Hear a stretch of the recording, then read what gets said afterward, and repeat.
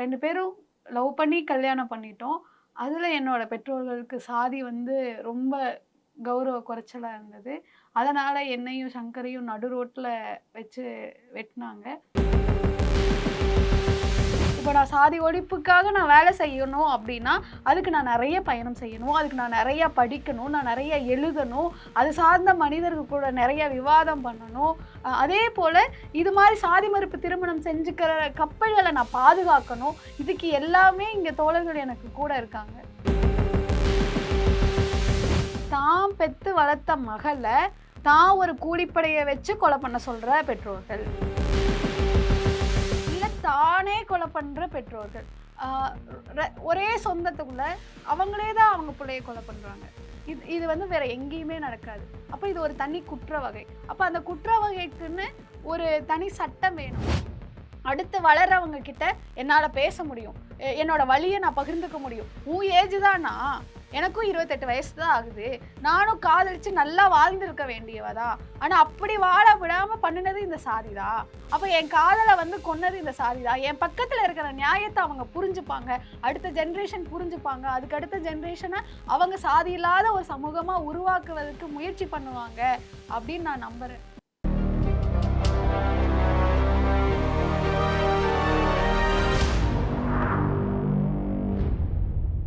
நியூஸ்பிக்ஸ் India நேயர்களுக்கு வணக்கம். கௌசல்யா சங்கர் இந்த பேரை தமிழ் சமூகத்தால் கட்டாயம் மறக்க முடியாது.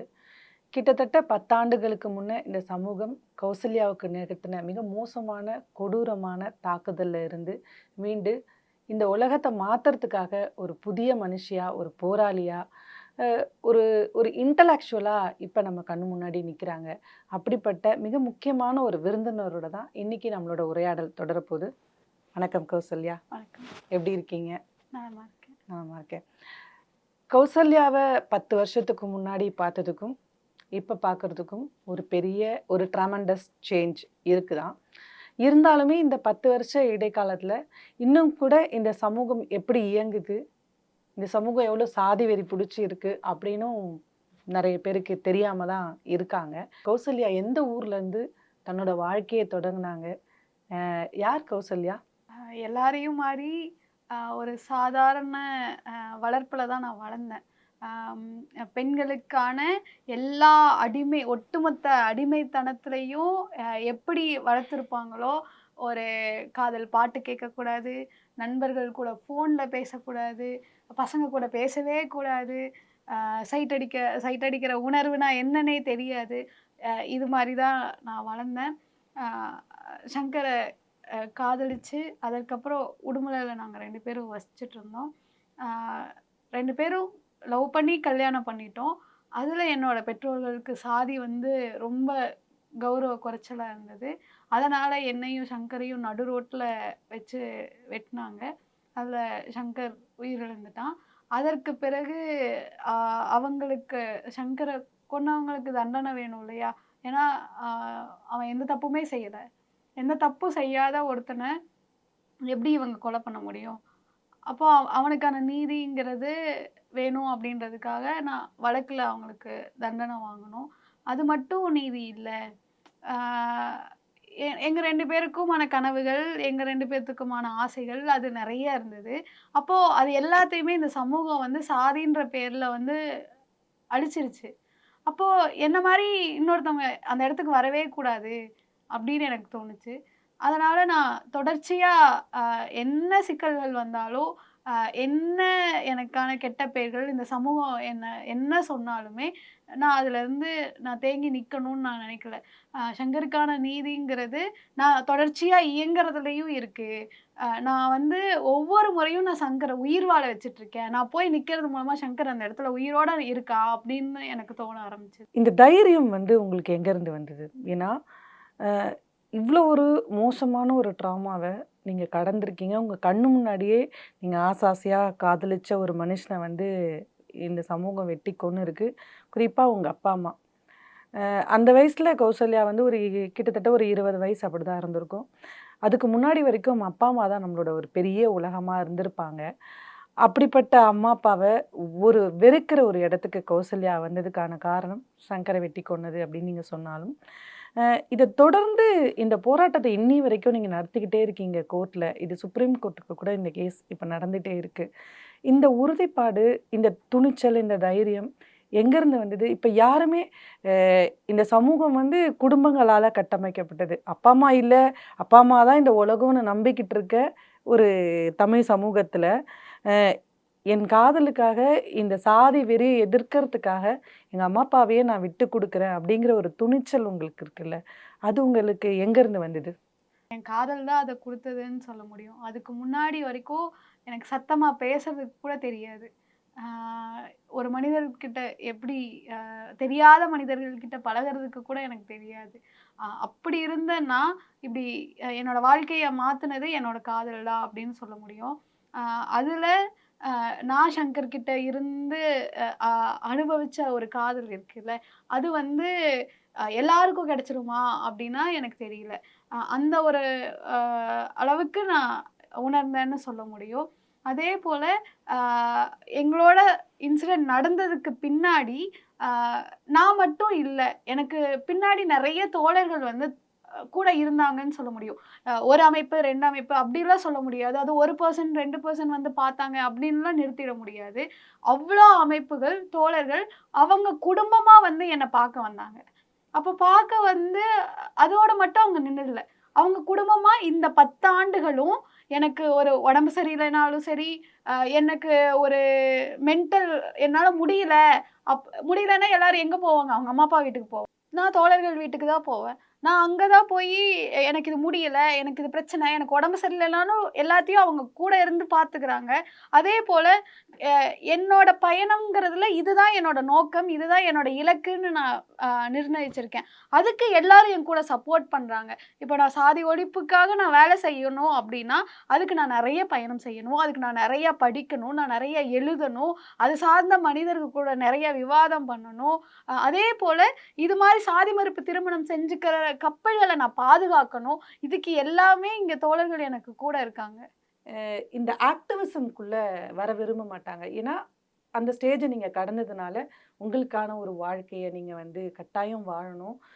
ஒரு நிம்மதியான ஒரு வாழ்க்கைய, இந்த மாரி சிக்கல் இல்லாத ஒரு நிதானமான ஒரு வாழ்க்கைய வந்து கௌசல்யா வாழணும் அப்படின்னு நான் நெனைக்கிறேன். அப்படி ஒரு வாழ்க்கைய நீங்க தேர்ந்தெடுக்காம, திருப்பியும் வந்து ஒரு ஆக்டிவிசத்துக்குள்ள நீங்க போறீங்க. அதோட சேர்ந்து, இப்ப சமீபத்தில வெட்டி கொலை செய்யப்பட்ட கவின். ஆ கவினோட காதலிக்கு வந்து நீங்க ஒரு பெரிய கடிதம் எழுதியிருக்கீங்க. வேற யாருக்கும் அப்படி ஒரு கடிதம் எழுதுவதற்கான உரிமையும், தார்மீக பொறுப்போ இல்லன்னு தான் நான் நினைக்கிறேன். ஆனா நீங்க வந்து ரொம்ப அழகா அவங்களுக்கு ஒரு கடிதம் எழுதி, அந்த கடிதம் மூலமா இந்த சமூகத்துக்கு ஒரு செய்திய சொல்றீங்க. இத எப்படி புரிஞ்சுக்கிறது? நீங்க ஏன் அவங்களுக்கு இத எழுதுனீங்க? நான் ஏன் ஃபர்ஸ்ட்டு எழுதுனேன்னா, கதிர் சார் வந்து அவங்கள மீட் பண்ணிட்டு வந்தாரு. மீட் பண்ணிட்டு வரும்போது அந்த பொண்ணு வந்து இதாயிட்டதா ஒரு செய்தி வந்து எல்லா இடத்துலயும் பரவுச்சு. ஒரு சின்ன செய்தி தான். அ அது யார் பரப்புனா என்னன்னு தெரியல. அந்த பொண்ணு வந்து இப்டி கவின விரும்பவே இல்ல அப்டின்னு சொல்லிட்டாங்கன்னு. ஆனா உலகத்துக்கே தெரியும். அது அவங்க 2 பேரும் விரும்பியிருக்காங்க அப்டின்னு. அப்போ எனக்கு என்ன தோணுச்சுன்னா, சுவாதி மாரி இவங்க ஆயிடக்கூடாது. அ சுவாதி வந்து பிறல் சாட்சியா கோர்ட்ல போய் மாறுனாங்க. திவ்யா நம்ம கூட இல்லாமயே ஆனாங்க. அது மாரி இவங்க ஆயிடக்கூடாது. அப்ப அப்படி ஆகுறதுக்கு என்ன நோக்கமா இருக்க முடியும்? வெளியில வந்து தைரியமா பேசுனா, நமக்கு ஒரு பாதுகாப்பான சூழல் இல்லாம போயிரும். நம்மள நமக்கான அடைக்கலம் இல்லாம ஆயிடும். நம்ம தனிமைப்பட்டுருவோம். நம்ம வாழ்க்கையே கேள்விக்குறியாயிடும். அப்படின்ற ஒரு பயம் வந்து சாதாரணமா பெண்களுக்கு இருக்கும். அப்போ அவங்களுக்கு நான் தைரியம் குடுக்கணும். அவங்க வந்து நீங்க தைரியமா வாங்க. உங்களுக்கு இவ்ளோ பேர் இருக்கோம். இவ்ளோ பேர் இருக்கோம். அதுவும் இல்லாம நீங்க காதலிச்ச பையன். அவனுக்கு நீங்க உண்மையா இருக்கணும், நேர்மையா இருக்கணும். ஏன்னா உங்களுக்காகன்னு அவன் ஒண்ணு பண்ணியிருப்பான்ல. அப்போ அதுக்கு வந்து நீங்க நேர்மையா இருந்து தானே ஆகணும். அப்படின்ற நோக்கத்துல தான் நான் அவங்களுக்கு எழுதினேன். அவங்களுக்கு துணையாவும் அதேபோல சமூகத்துல உங்களுக்கு துணையா நெறைய பேர் இருக்காங்க. நீங்க தைரியமா இந்த சமூகத்துல பேசணும் அப்டின்றதுக்காக. ஏன்னா, இது பேசாம இத மறைக்கப்படுறதுக்கான எல்லா சாத்தியக்கூறுகளுமே இந்த சாதியம் வந்து நல்லா கட்டமைச்சு வச்சிருக்கு. அப்ப அத உடைக்கிறதுங்கிறது இங்க பெண்கள் மேல தான் இங்க நடத்தப்படுது. அப்போ பெண்களுக்கு வந்து ஒரு தனியா போய் நின்னு உன்னை எப்படி செஞ்சுக்கிறதுன்னு தெரியாது. அப்போ நம்ம போய் எங்க இருக்கிறது? என்ன பண்றது? இதுக்கு நீதி நம்மனால வாங்கிட முடியுமா? அப்படி போய் நீதி கேட்க போனா நம்ம இந்த சமூகம் வந்து என்ன சொல்லும்? அப்படின்ற மாரியான நெறைய சிக்கல்கள் இருக்கு. அப்போ அதுக்கு வந்து நான் ஒரு தைரியம் குடுக்கணும். இந்த பொண்ணுக்கு வந்து நான் ஒரு நம்பிக்கை குடுக்கணும். "உனக்கு யாரும் இல்லாம இல்ல. இங்க நாங்க எல்லாருமே இருக்கோம். நீ தைரியமா வா." அப்படின்றதுக்காக தான் நான் அந்த கடிதம் எழுதுனேன். அவங்கள சந்திச்சீங்களா நீங்க? இல்ல என்னால சந்திக்க முடியல. இதுவரைக்கும் உங்களால சந்திக்க சந்திக்க முடியல. முடியல. ஓகே. இந்த சட்டம் சம்பந்தமா பேசணும்னு நினைக்கிறேன். நெறைய சட்டங்கள் இருக்கு. ஏற்கனவே எக்கச்சக்கமான சட்டங்கள் இருக்கு. அப்படி இருந்துமே ஒரு தலித் மக்கள் மேல நிகழ்த்தக்கூடிய எந்த கொடூரமான குற்ற செயல்களுக்கும் சரியான தீர்ப்பு நமக்கு கிடைக்காத ஒரு பட்சத்துல திருப்பியும் வந்து பல அமைப்புகளும் வலியுறுத்துறாங்க. தனிச்சட்டம் தேவை, ஆணவ கொலைக்கான தனிச்சட்டம் தேவைன்னு. நீங்க வந்து ஒரு நிகழ்ச்சியை ஏற்பாடு செய்திருந்தீங்க. அதுல முக்கியமான செயற்பாட்டாளர்கள், சினிமா பிரபலங்கள், அரசியல் தலைவர்கள்னு எல்லாரையும் பங்கேற்கவும் வைக்கிறீங்க. இந்த கூட்டம் இந்த சட்டத்தை கட்டாயம் இம்ப்ளிமெண்ட் பண்ண முடியும். இந்த கூட்டத்தால இம்ப்ளிமெண்ட் பண்ண முடியும்னு நீங்க நினைக்கிறீங்களா? இப்படி ஒரு சட்டம் வரதால மட்டுமே இந்த மாதிரியான கொலைகளை நம்மளால தடுத்து நிறுத்திட முடியுமா? ஆ முதல்ல நம்ம எல்லாரும் புரிஞ்சுக்க வேண்டியது, இது ஒரு தனி குற்ற வகை. ஆ ம். இது வந்து ஒரு எஸ்சி, எஸ்டி ஆக்ட்டுக்குள்ள இத பொருத்தி பார்க்க முடியாது. ஏன்னா, இது எல்லாமே செய்யறவங்க யாருன்னா, தான் பெத்து வளர்த்த மகள, தான் ஒரு கூலிப்படைய வச்சு கொலை பண்ண சொல்ற பெற்றோர்கள். இல்ல தானே கொலை பண்ற பெற்றோர்கள். ஆ ஒரே சொந்தத்துக்குள்ள அவங்களே தான் அவங்க புள்ளைய கொலை பண்றாங்க. இது இது வந்து வேற எங்கேயுமே நடக்காது. அப்ப இது ஒரு தனி குற்ற வகை. அப்ப அந்த குற்ற வகைக்குன்னு ஒரு தனி சட்டம் வேணும். அந்த தனி சட்டம் வந்துட்டா, இந்த குற்ற வகைகள் குறைஞ்சிருமா? அப்படின்னு கேட்பாங்க. இல்ல குறையாது. அது குறைவதற்கான ஒரு மனத்தடையை அவங்க கிட்ட ஏற்படுத்தும். இது நீ செஞ்சேன்னா, இந்த சட்டத்துல நீ உள்ள போயிடுவ. அதுக்கான தண்டனைய நீ வாங்கி குடுக்க எங்கனால முடியும். ஏன்னா நம்ம சண்டை போடணும்னா, எத வச்சு சண்டை போட முடியும்? நம்ம ஃபைட் பண்ணணும்ல. ஒரு ஒரு நீதிக்காக நம்ம ஃபைட் பண்ணணும்ல. அப்ப அந்த நீதிக்காக ஃபைட் பண்ணணும்னா, எத வச்சு ஃபைட் பண்ண முடியும்? அப்ப அந்த சட்டம்னு இருந்தா தான் அத வச்சு நம்ம ஃபைட் பண்ண முடியும். வெறும் சட்டங்கிறது வெறும் கொலைக்கு மட்டும் இல்ல. தனியான குற்றங்களுக்கும் இருக்கு. அதுவும் இல்லாம மறுவாழ்வுன்னு இன்னொரு பக்கம் இருக்கு. அப்ப எல்லாத்தையும் சேர்த்ததா தான் நம்ம அந்த தனி சட்டத்த பார்க்குறோம். அப்போ இது மட்டும் இல்ல. ஆ இது மாரி சாதி மறுப்பு திருமணங்கள் பண்ணுனா, அவங்கள பாதுகாக்க வேண்டிய கடமைய அரசு எடுக்கணும்ன்றது தான் அந்த தனி சட்டத்துல வருது. அப்ப இது எல்லாத்துக்கும் ஒரு தீர்வா அந்த சட்டம் இருக்கு. அத நம்ம தொடர்ச்சியா பயன்படுத்திக்க முடியும். அப்ப பயன்படுத்த அத இன்னும் நம்ம அதிலிருந்து பலன நம்ம எதிர்பார்க்க முடியும். அது மட்டுமே தீர்வானா இல்ல. நம்ம மக்கள் கிட்ட நெறைய வேலை செய்யணும். மக்களோட மனமாற்றத்த நம்ம ஏற்படுத்தணும். அ வெறும் என்னால நம்ப முடியல. பெரியவங்கள எல்லாம் மாத்திட முடியும்னு. ஏன்னா அவங்க ரொம்ப ஆணித்தரமா சாதியத்த நம்புறாங்க. ஆனா அடுத்த ஜெனரேஷன நம்மளால மாத்த முடியும். அடுத்து வளர்றவங்க கிட்ட என்னால பேச முடியும். என்னோட வலிய நான் பகிர்ந்துக்க முடியும். உன் ஏஜ் தானா? எனக்கும் 28 வயசு தான் ஆகுது. நானும் காதலிச்சு நல்லா வாழ்ந்திருக்க வேண்டியவ தான். ஆனா அப்படி வாழ விடாம பண்ணுனது இந்த சாதி தான். அப்ப என் காதல வந்து கொன்னது இந்த சாதி தான். என் பக்கத்துல இருக்கிற நியாயத்த அவங்க புரிஞ்சுப்பாங்க. அடுத்த ஜெனரேஷன் புரிஞ்சுப்பாங்க. அதுக்கு அடுத்த ஜெனரேஷன அவங்க சாதி இல்லாத ஒரு சமூகமா உருவாக்குவதற்கு முயற்சி பண்ணுவாங்க. அப்படின்னு நான் நம்புறேன். ம். இந்த வழிய நீங்க போற இடங்கள்ல எல்லாம் சரியா புரிஞ்சுக்கிறாங்களா? நீங்க பல கூட்டங்கள்ல வந்து தொடர்ந்து வந்து இந்த சாதி ஒழிப்பு குறித்தும், இந்த மாரியான கொலைகள தடுத்து நிறுத்துவது குறித்தும் பேசிக்கிட்டே இருக்கீங்க. உங்களோட எதிர்கால திட்டம் தான் என்ன? இத தொடர்ந்து நீங்க அடுத்த கட்டமா இன் ஃபியூச்சர்ல இத ஒழிக்கிறதுக்காக என்ன மாரி ஆக்டிவிசத்துல இன்வால்வ் ஆக போறீங்க? அதே சமயத்துல உங்களுடைய சொந்த வாழ்க்கையையும் நீங்க வந்து ஒரு இன்னுமே ஒரு பீஸ்ஃபுல்லா ஒரு ஒரு சரியான முறையில அமைச்சுக்கணும் இல்லையா? வெறும் ஆக்டிவிசம் மட்டுமே கௌசல்யா இருக்கணுன்றது ஒரு சுயநலம் தான் நான் நினைக்கிறேன். இந்த சமூகம் உங்க மேல ஒரு நிர்பந்திச்சிருக்கக்கூடிய ஒரு சுயநலம் தான் நான் நினைக்கிறேன். உங்களோட ஒரு பெரிய மனசு, அப்புறம் உங்களுக்கு நிகழ்ந்த இந்த கொடுமைகள் வந்து இன்னொருத்தருக்கு நிகழ்ந்துறக்கூடாதுன்றதுக்காக நீங்க இப்படி ஒரு கருவிய கையில எடுத்திருக்கீங்க. அது கட்டாயம் பாராட்டுக்குரியது தான். அது கூடவே சேர்ந்து உங்களுக்கான ஒரு வாழ்க்கையும் நீங்க அமைச்சுக்கணும் இல்லையா? இத பத்தி கட்டாயம் நீங்க எங்க கூட ஷேர் பண்ணுங்க. எதிர்கால திட்டம் என்ன? வேற என்ன பண்ண போறீங்க? என்னோட எதிர்கால திட்டமா, அ இந்த ஆணவ கொலைகள், குற்றங்களுக்கு எதிரா தொடர்ச்சியா பரப்புரை செய்றது.